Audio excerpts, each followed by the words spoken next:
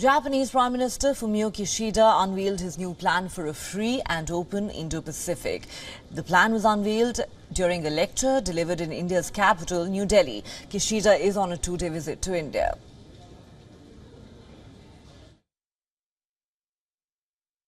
なぜ今、FOIP を発展させる必要があるのか。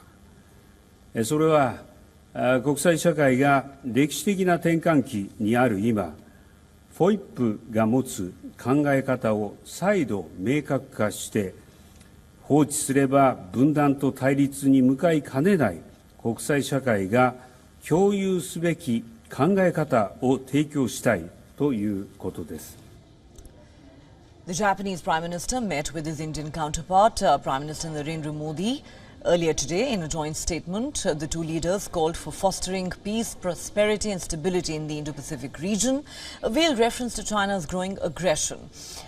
During the meeting with Prime Minister Modi, Prime Minister Kishida was briefed about India's priorities as the chair of the G20. इस साल Bharat G20 की अध्यक्षता कर रहा है और जापान G7 की, और इसलिए अपनी अपनी प्राथमिकताओं और हितों पर साथ मिलकर काम करने का यह उत्तम अवसर है। आज मैंने प्रधानमंत्री किशिदा को भारत की G20 अध्यक्षता की प्राथमिकताओं के बारे में विस्तार से बताया। हमारी G20 अध्यक्षता का एक महत्वपूर्ण स्तंभ ग्लोबल साउथ की प्राथमिकताओं को आवाज देना है। वसुधैव कुटुंबकम को मानने वाली संस्कृति सभी को साथ लेकर चलने में विश्वास रखती है। The two leaders also discussed regional and global issues of mutual interest. As the war in Ukraine continues to divide the world, and many countries are now growing wary of countries with an expansionist outlook, including China's growing influence in the Indo-Pacific. Kishida also invited Prime Minister Modi to attend the G7 meeting in Hiroshima, an invite that Prime Minister Modi has accepted. Later, the two leaders were seen having some candid moments. The Japanese Prime Minister tasted the Indian street delicacy Pani Puri with Prime Minister Narendra Modi by his side.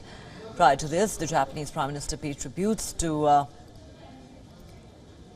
India's father of the nation, Mahatma Gandhi, at his memorial.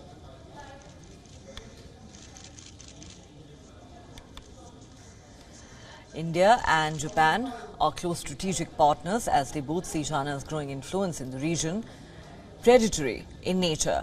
While India has had skirmishes with the Chinese PLA on its Himalayan border, Japan has been in a tight contest with China in the South China Sea region.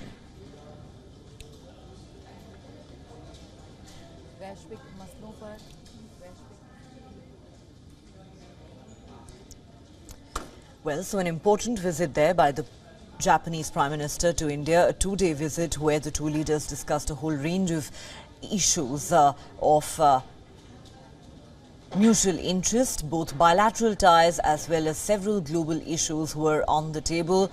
As we said, the Japanese Prime Minister has extended an invitation to the Indian Prime Minister to attend the G7 summit in Hiroshima in Japan in May this year, an invitation that has been accepted by Prime Minister Modi. As you can see in those visuals, the two leaders spent quite some time together today discussing a whole range of issues. The Japanese Prime Minister also paid his tributes to India's father of the nation, Mahatma Gandhi, at his memorial in New Delhi.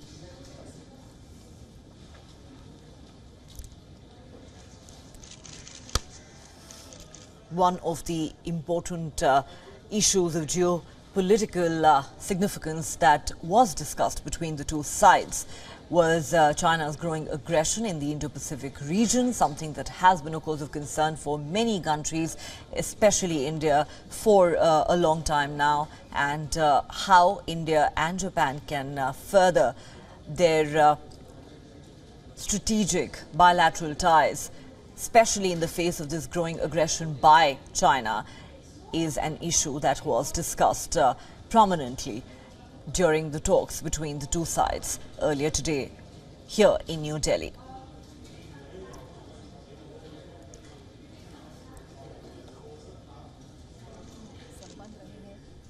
India and Japan, of course, have called for stability in the Indo-Pacific region, a region where China has been accused for a long time now of displaying growing aggression and hegemonic designs. जो बानगी है वो इस वक्त हम यहाँ देख सकते हैं television Visuals of leaders meeting in New Delhi earlier today, where, as we said, a whole range of issues were discussed between the two sides.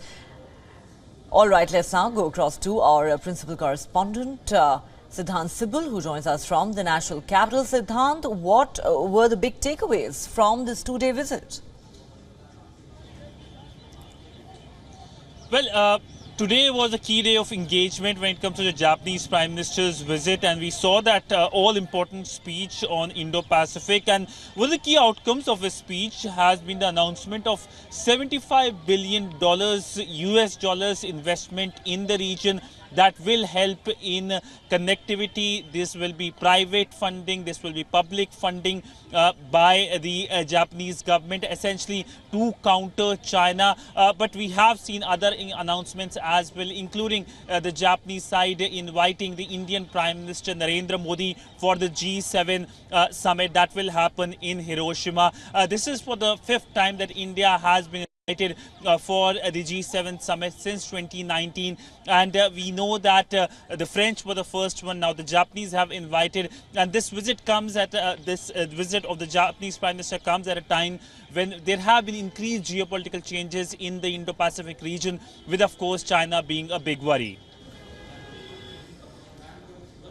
All right, Siddhant, thanks very much for all those details.